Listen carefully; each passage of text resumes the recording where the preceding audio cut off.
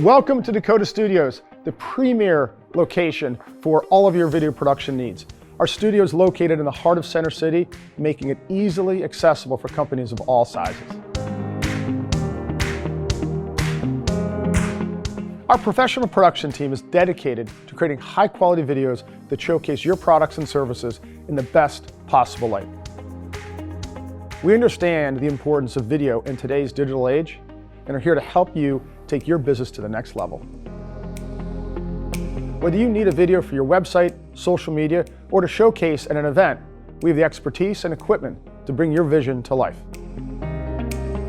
Don't miss out on the opportunity to showcase your brand and products in a dynamic and engaging way. Contact us today to schedule a tour of our studio and discuss your next project. We can't wait to work with you and help you take your business to the next level.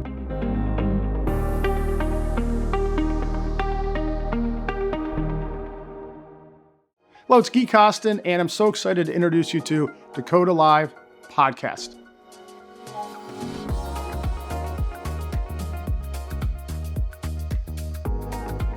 If you love Dakota Live and our allocator interviews, you're going to love the Dakota Live Podcast. It's hosted by Robert Moyer, one of our investment sales professionals, and the allocator.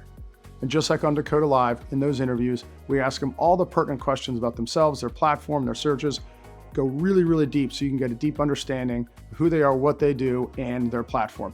If you haven't had a chance to get caught up on Dakota Live Podcast, now's your chance to do so.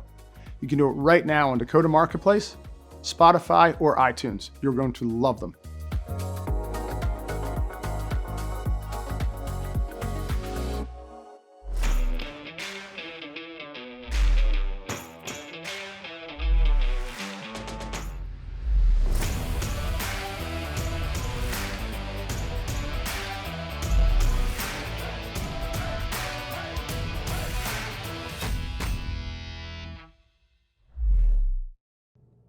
What's up, everybody? Welcome to the 10th Emerging Manager Growth Show. I'm joined by our president, Andy Domenico. Welcome. Thanks, Keith.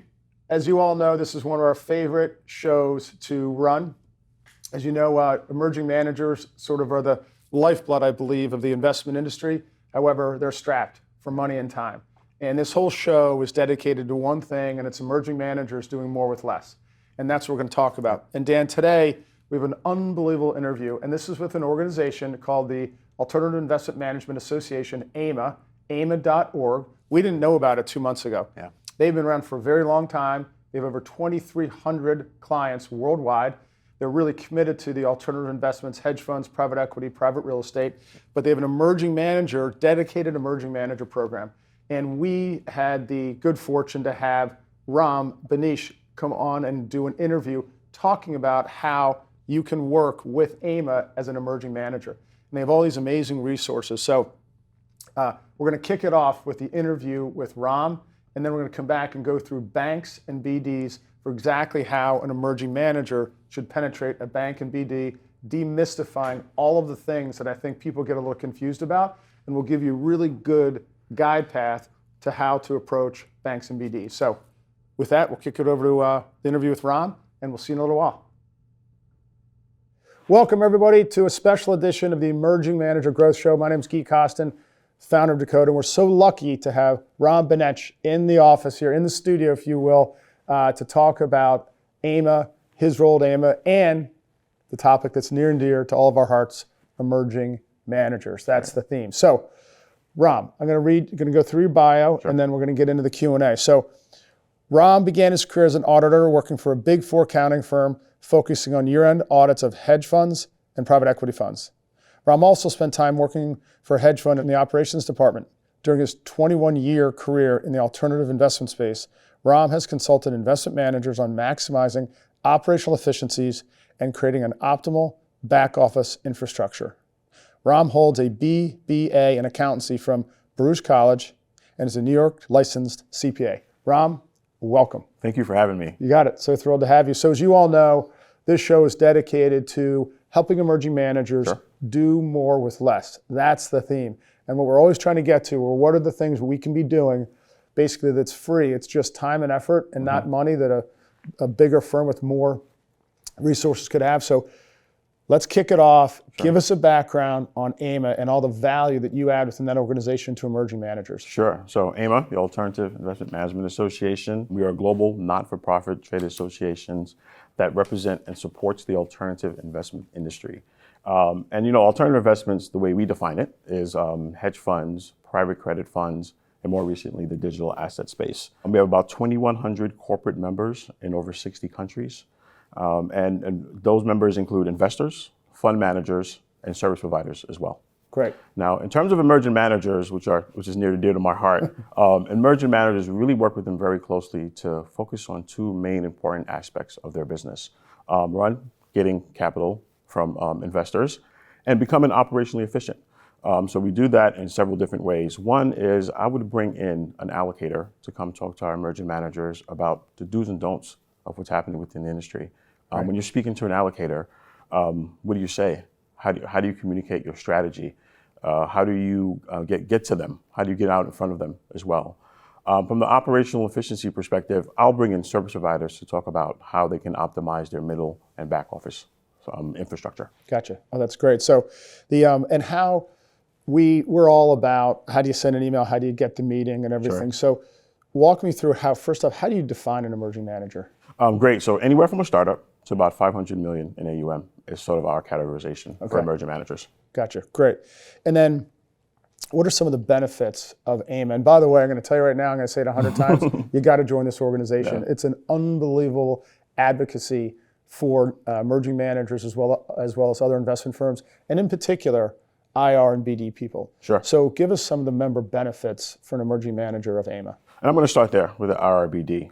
One of the things that we do with the IRBD folks is we have a peer group that we set up. It's called the IRBD peer group. And what that really does, it answers the question, what is everyone else doing, right? You want to know how your peers are getting out in front of allocators. What events are they going to? What are they seeing? And when they go to the events, how are they getting meetings with the allocators?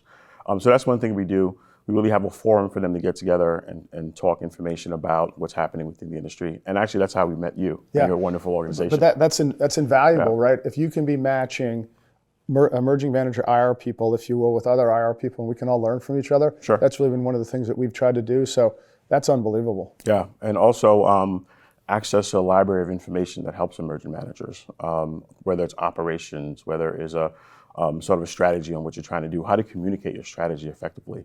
One of the things that I learned by speaking with allocators and bringing them to our sessions is you have to be able to communicate your strategy effectively. It has to make sense. Allocators are seeing so many emails. They're getting solicited.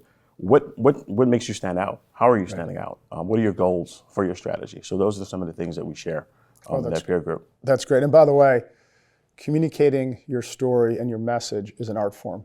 Sure. Right? I mean, it really is. And it takes a lot of practice and a lot of thoughtfulness around, I always talk about the first 2 minutes. You want to tell an allocator exactly what they want to hear so they don't have to ask a lot of basic questions. Get into Q&A. Now, can I give you the greatest tip that I think we love to hear it for an emerging manager? Now, if you've been on the show for a while, you'll have heard me say this, but I think one thing where a lot of salespeople fall down is they say, hey, and this is emerging manager and also established firms. Sure. People say, well, Guy, when do follow up? How do I follow up? I said, you follow up in the meeting. So the follow up occurs at the end of the meeting. So if you do a meeting, you can ask 2 questions. Hey, Ram, really enjoyed our time today. Could you tell me, would your platform, would your plan ever invest in this type of a strategy? Right? If they say no, you know what the follow up is. If they say yes, you get to ask the next question. Okay, if it's a private fund, you say, we have a final close on 12/31/23. Is that a close you think you'd be able to make? I like it. Okay, guess what? If they say no, you know what the follow-up is. Right. Which is keep you on your mailing list. We'll see you for the next fund. However, if they say yes, now you have real follow-up, right? So then you're not wasting anyone's time. And it's my 2 favorite things to ask. I really like that approach. I really like that approach. And one of the things that we talk about in our group is about that, right? So when you ask that question and the answer is no, build that relationship, maintain the relationship, right? The allocator may not be ready to invest in you right away. However, maintain that relationship. It can happen further down the line. And in addition, they may have another allocator, right, that they can refer you to. Yeah, so that's good. Asking that question is very important. And I think getting that quick no for even the aggressive salesperson is an important thing. That's what I look for.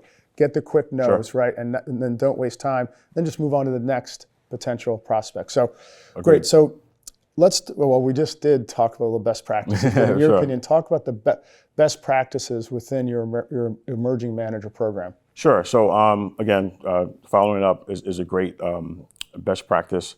Also, one of the best practices, because when you're an emerging manager, one of the things that you're doing is you're outsourcing a lot, right? You're trying to focus on your strategy, as you mentioned, and you're trying to execute the strategy.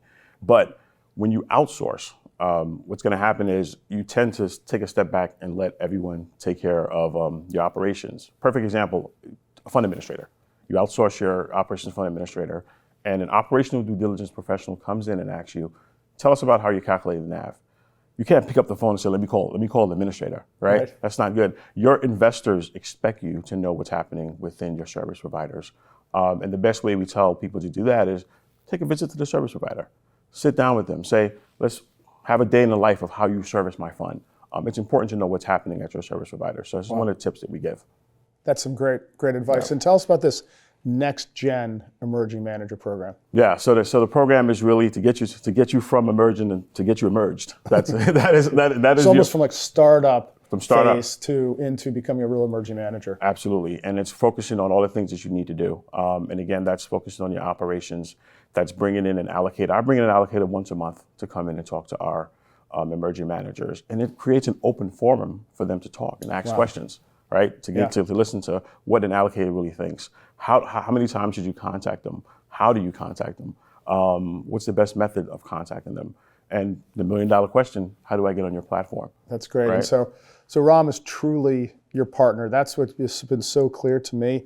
He's a partner to the IR people at Emerging Manager. So, what are some of the trends and themes you're seeing across the emerging manager landscape right now, Ram? Great question. One theme that we're seeing is a lot of emerging managers are pivoting to separately managed accounts.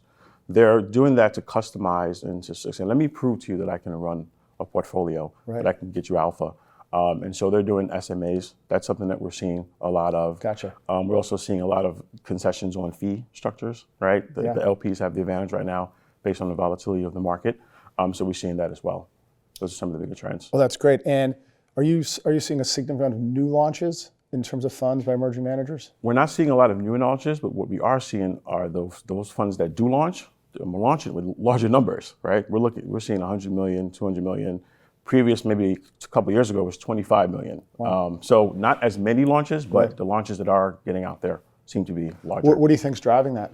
I just think it's making sure that when you're launching with a larger sort of base, that you have the backing, that somebody believes in your strategy, and that you're viewed as a professional. And of course the expenses, right? It's very expensive to run a fund. So to have that bandwidth and have that leeway to run a fund effectively. Because I've always felt there's the concept of an emerging manager, but there's really a startup phase. I mean, it's a startup, and a startup is not an emerging manager. Correct. Right, starting with 2 or 5 million. I mean, that's tough. That is very tough. Right. If you're at the 25 to 50, then you really are a legit emerging manager. Agreed. Right. Agreed. So, I guess the answer is more seed money, the better. I will agree with that. I will agree with that. So, in terms of, let's talk about the due diligence analyst and some of the trends you're seeing as it relates to emerging managers right now. Sure. Really big focus on the relationships you have with your vendors. Given the banking crisis we just had, they want to make sure you're in tune to what's happening with your vendors. Staffing is very important because of the subject matter expertise that are in place at these funds, your service providers and your funds. They want to make sure that you're not letting that just walk out the door. If there's a succession plan, what's happening there? So big emphasis on staffing, oversight on your service providers, and regulatory. Honestly, regulatory the folks at the SEC have been very busy recently in this space. Is considered a risk. So what are the risk mitigation procedures you have in place from a regulatory perspective? Do you have the right person in place to make sure that they're, one, monitoring and also being able to react proactively?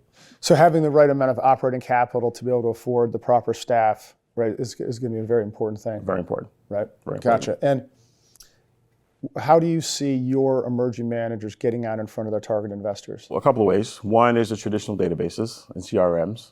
That's one way. Going to events has been very helpful because they're actually engaging and interacting with their target market, their target investor market.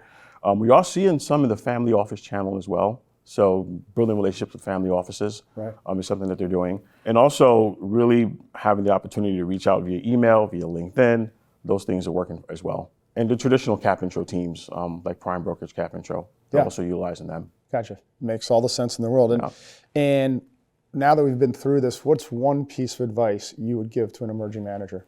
My one piece of advice, and I always give this to an emerging manager, know what your strategy is and know how to communicate it. What makes you stand out? What makes you different than the hundreds of emails that the allocators are getting? And I'll give you an example. I was on a panel with an allocator, and he talked about how he gets hundreds of emails a day. But one email stuck out to him, and that was when the banking crisis occurred. There was a manager who sent out what they were doing about it, how they attacked it. Not just that it happened, but how they attacked it, what they were doing about it, how they fostered relationships internally to make sure there's a backup bank, per se. And he answered that email. So being able to be very proactive, communicate your strategy, and know what your goals are. So communicating your story, and as we all know, Ram, at the end of the day, you're never selling to the end buyer in almost every situation. You're selling to somebody who has to sell to someone else. So you have to figure out how to tell a story that can be easily retold, right? The brilliance. So as we close, it's been such a thrill to have you on here. So I'm going to tell you, you got to join AIMA. I'm telling you, it's an unbelievable organization. It's a massive leverage point for an emerging manager. And anything you'd like to say in closing? Thank you for having me. Thank you for your support. I really appreciate it. And again, if you're an emerging manager, let's get together. Come and join AIMA, and I hope to see you at an event, emerging manager event, because I'm usually on panels giving advice. And the easiest way for them to join is? Contact me, rbinetch@aima.org. Send me an email. We'll get on the phone, and then I'll walk you through the AIMA value proposition for emerging managers. Great. Well, Ram, thanks so much for being here. Thank you for having me. You got it. All right. We're back. Ram, unbelievable interview, right? I think he strikes right to the point of what we're trying to accomplish on this show, right? Is how to be efficient with your time, understanding where those opportunities are, and what resources are out there for emerging managers. That was great. I strongly suggest you reach out to Ram. And you can check out their website, aima.org, AIMA.org. We have no vested interest in this. We're just trying to provide you resources, and they do so much for emerging managers within their program. It's really insane, and Ram is the guy. So please reach out to him. They have all sorts of events. We might co-host an event with them to share some content, share some help. So with that, remember, aima.org, Ram. And let's move into now banks and BDs, Dan. So you just want to give a little bit of an overview. Now, remember, everything we're talking about here is something that we at Dakota have been doing since 2006. Correct. We've really only ever worked with emerging managers. Edgewood Management was roughly $3 billion when we started with them. Correct. Brand new mutual fund, $25 million. Hamlin was under $1 billion when we started working with them in 2010. Yep. We most recently started working with Spruce Capital, which is just under $1 billion. They're a private credit firm in New York, under $1 billion. So we live the life of working with emerging managers. And I would say one big theme that we always try to hit on this is there's so many myths in the marketplace as it relates to distribution for emerging managers, whether it's RAs, banks, BDs, consultants. And our whole goal is to demystify, answer questions, and show you how you should be thinking about it. So Dan, you have been key accounts for us, if you will, outside of just being our president. Dan has run the key accounts, if you will, banks and BDs. We're probably on basically every select list model, et cetera. You just want to get a little overview of what's going on if people that don't really know bank BDs and how they should be thinking about distribution there? And we understand it. It can be intimidating thinking about just the scale, the magnitude, just the size of these organizations that we're talking about. So when we're talking about BDs, we're talking about the Raymond Jameses, the Edward Joneses of the world, the R.W. Bairds. So there's a number that I would define as being more national, and then others that be a little more regional. So we do break all of that out, and they're all ripe for opportunities for emerging managers. And then you have the banks. Again, thinking about those large platforms of financial advisors that would work within the banks and the various divisions within those banks. Banks being the JP Morgans, the Wells Fargos of the world. And then you think about the wirehouses, and we lump those all together between the BDs, the banks, the wirehouses, and thinking about them as being a network of financial advisors that work for these firms that have a variety of resources and offerings for those financial advisors to run their practices. So those wirehouses being the Morgan Stanleys, the UBSs, and the Merrill Lynches of the world. Right. Let me ask you a question, Dan. So as we're thinking about banks and BDs and thinking about how to penetrate them, so we've always taken the approach, and we strongly recommend you do this. It is a lot of work. You have to identify, well, if you're a subscriber to Dakota Marketplace, obviously we have all this information in with all the breakdown of all the platforms, everything. And so if you're not a subscriber, we can do a demo, but we have all the information. So we've kind of short-circuited that process. But it's your responsibility, I believe, as an emerging manager, to make sure that you have reached out to and eventually built a relationship with whomever that due diligence analyst is that covers your product and asset class. And the reason I say that is because you just don't know who's going to like you. And these are unbelievable platforms. And we're talking the wires down to the national independent broker dealers, the community banks, the local banks. They're very active, okay, and they're looking for new and interesting investment strategies. We're not guaranteeing you that if you call them, you're going to get a win, but I think it would be irresponsible to not get into a sales cycle with each one of those due diligence analysts. And that's the point. You want to get the conversation started. And I think that's one of the key myths that we want to break down right now for everyone, is that most people would tell you that you should wait. Wait until you hit a certain track record, wait until you hit a certain level of AUM. That has never been our approach. Get the conversation started now, because you just don't know, well, number one, 3 years, 5 years, happens pretty quick. Right. And next thing you know, you haven't started those conversations and you're hitting those key milestones and you're behind. So yeah, so let's say ideally, if you had, and I know we can't do this, we say this with the RAs, we do this with the banks and BDs, day one, if you could just literally just like throw the flag up, okay, and be in a sales cycle with roughly the top 75 to 100 banks and BDs, that would be ideal. Because then what you're doing is, then you're getting the sense of where you stand by calling on them, and then you're going to be able to provide them updates on your AUM, your track record, your information. If you're going to wait till you hit those certain thresholds, it's going to take them more and more time. And you don't know what they're thinking about, what's being said in those investment committee meetings, right? It's just so important to get started. Like I said, I know this is a little self-serving, but it is important. It's the reason we created the database. If you're trying to build new relationships with due diligence analysts at banks and BDs, Dakota Marketplace literally has all the information you need. All you have to be able to do is send an email, book a meeting, because we have all the information on the platform. So let's just do with myth number one. We kind of just talked about it. 3-year track record, $500 million in assets. Can you debunk that myth a little bit? Absolutely. So many of these platforms where, look, there's key wins that we need to define for you, right? Where assets and track record may be important, that's going to impact your ability to maybe work within, say, a very large discretionary model. But there's wins before that. There are wins in becoming available on the platform and having your strategy accessible to their larger network of financial advisors. There's wins of becoming a part of their recommended or select list. So there's wins before getting to the Holy Grail, becoming a component of a firm discretionary model that you need to achieve before you even get to that model status. And by the way, those systems can help you gain scale so you have the capacity to take on those larger allocations from a model.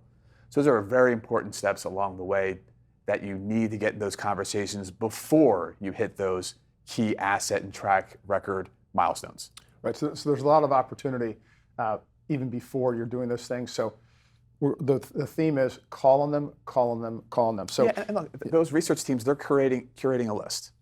Those central research teams, they want to be able to produce a list that is genuine, authentic, that's differentiated from their peers.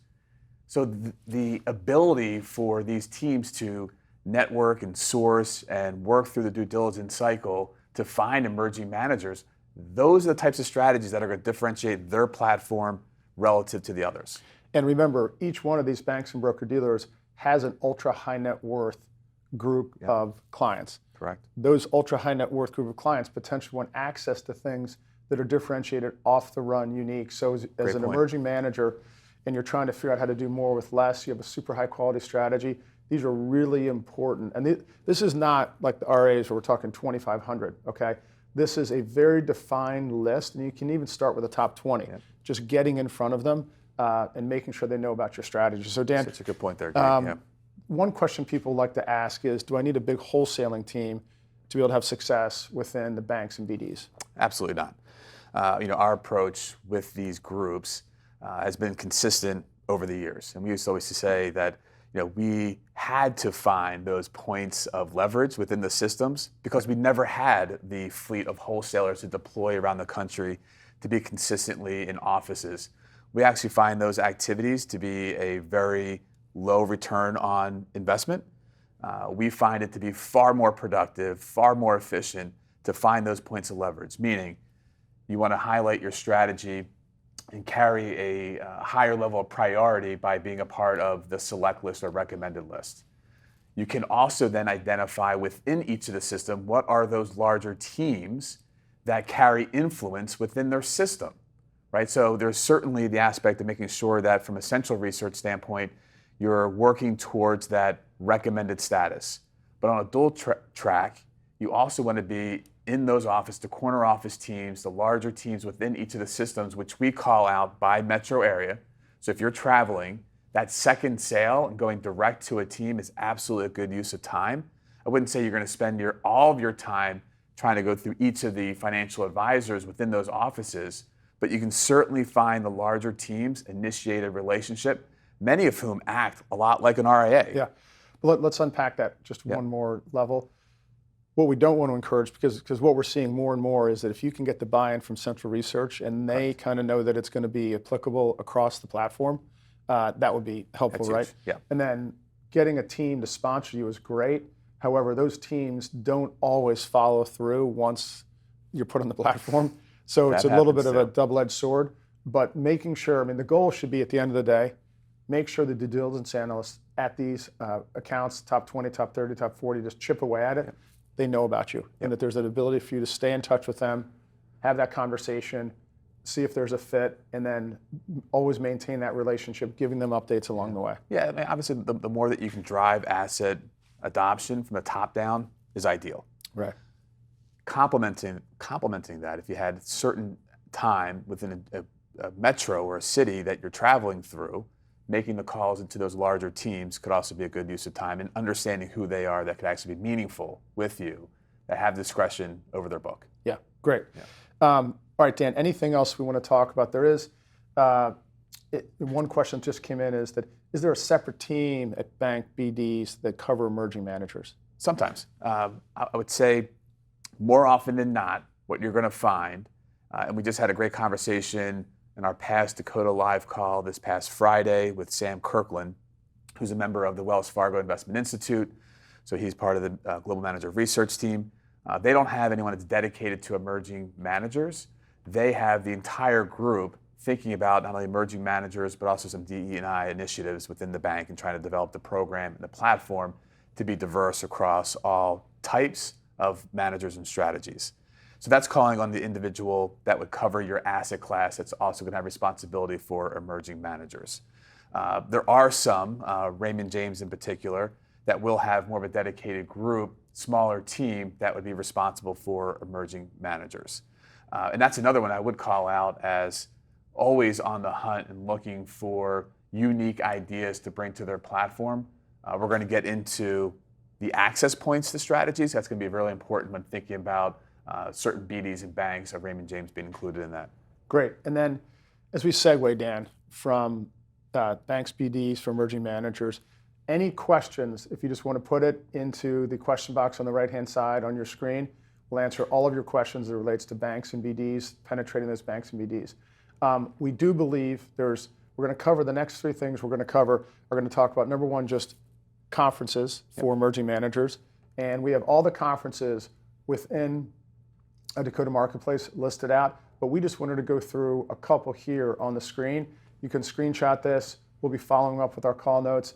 These are very effective conferences to go to because they are very well attended by a whole variety of constituents that really value emerging managers, and they want to know about them. And remember, we'll keep coming back to this, Dan, the key thing about fundraising, right, is you need the people that are making the decisions to be aware of your strategy. So it is as hardcore sales as you can get, but that is really, really critical.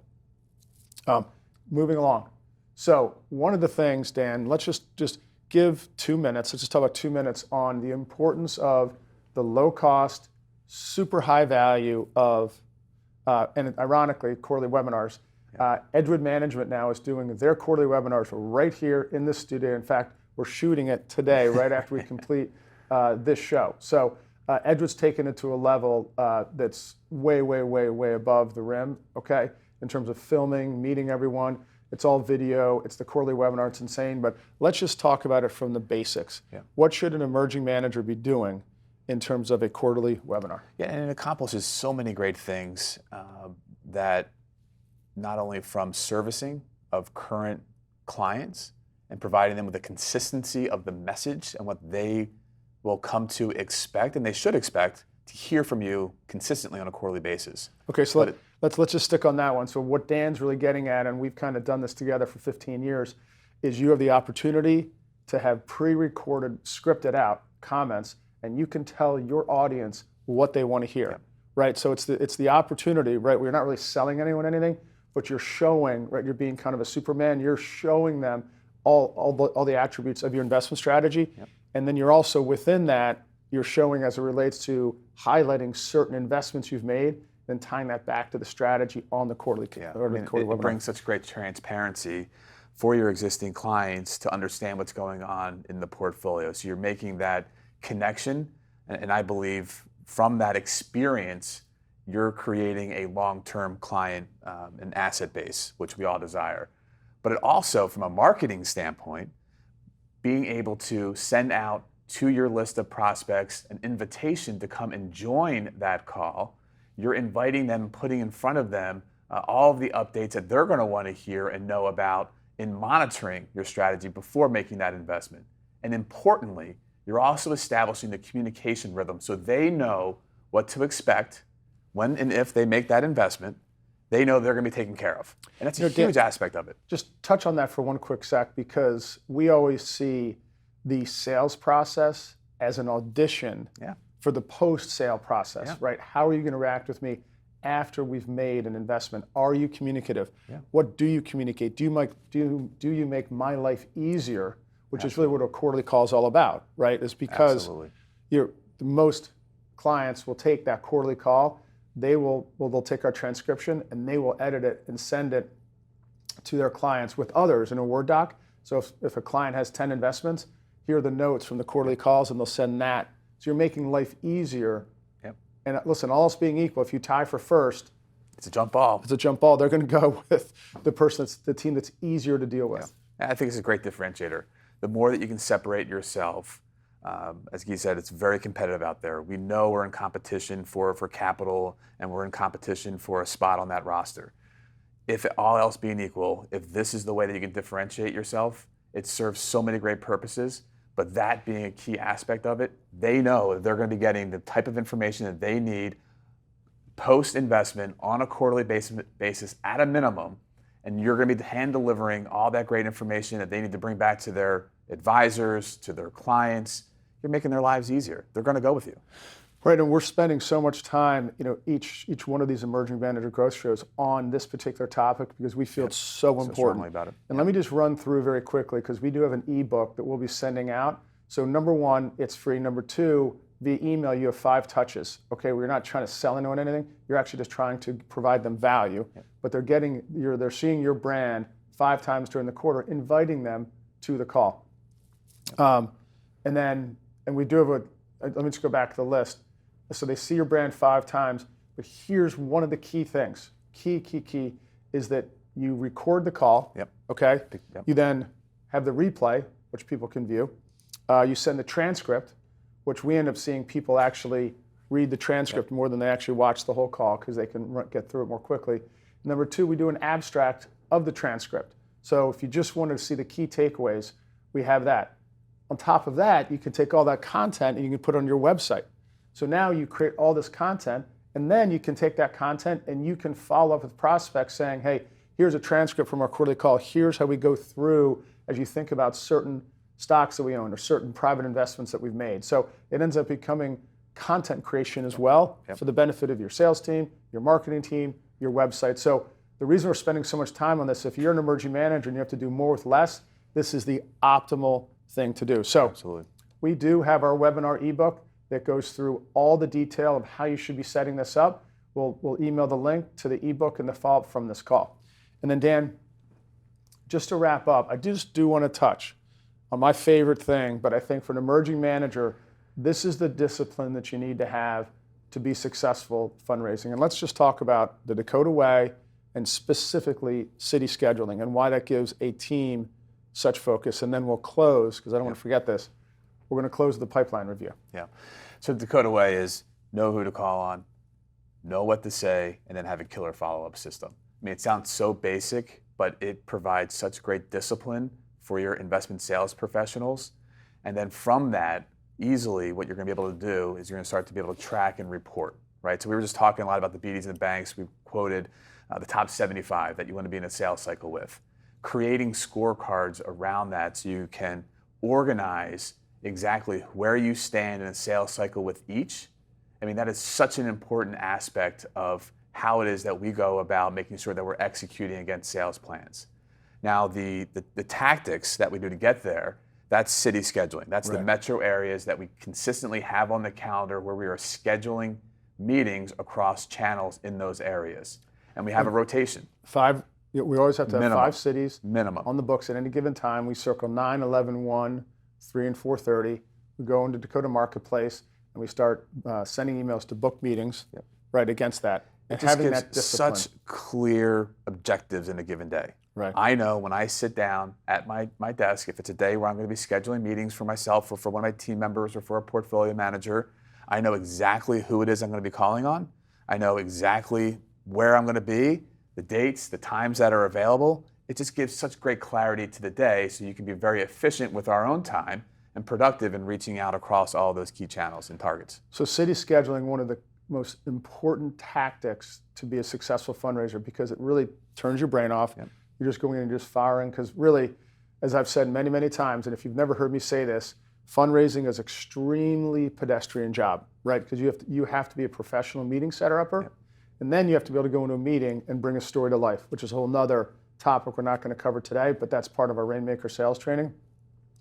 Back to city scheduling. So city scheduling, the clear tactic to have extreme success, even if people don't respond to you, just like you don't respond to certain emails, when people are firing them out, they're seeing your brand.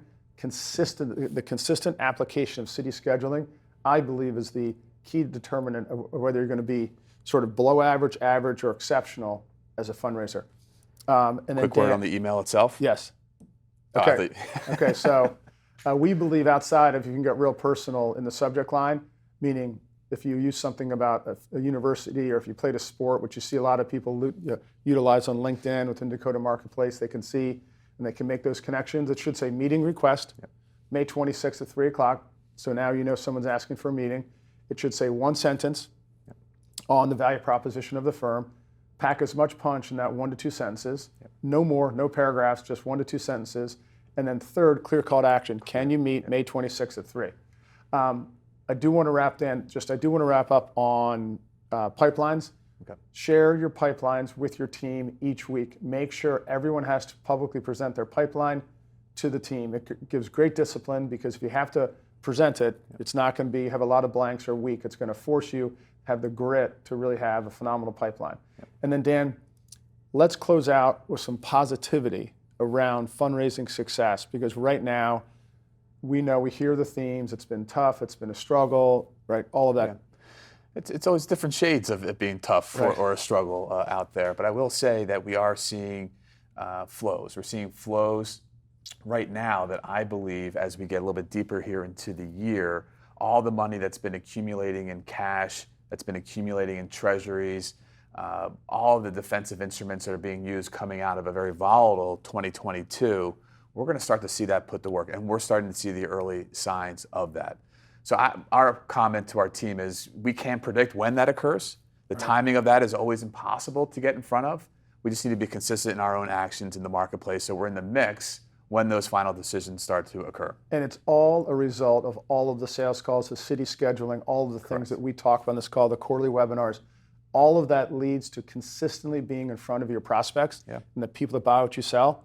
That's the key. So the good news is, if you consistently apply the sales process, good things do happen. And we're seeing it. We're seeing it. I mean, I'm blown away by it. Yeah.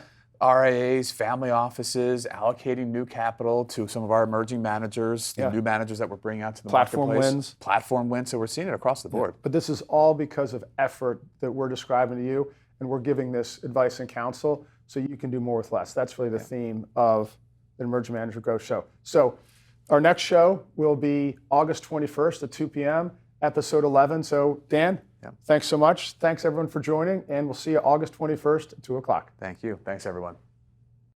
Hello, everyone. Just wanted to say thanks for watching. Hope you enjoyed the show. One thing that I think you do know is all of this information that we covered exists in Dakota Marketplace, our institutional investor database. Even this show that we just cut will end up in Dakota Marketplace so you can view it. And if you're not a member, we would love to show you the platform. Just simply go to our website and get a free trial of Dakota Marketplace.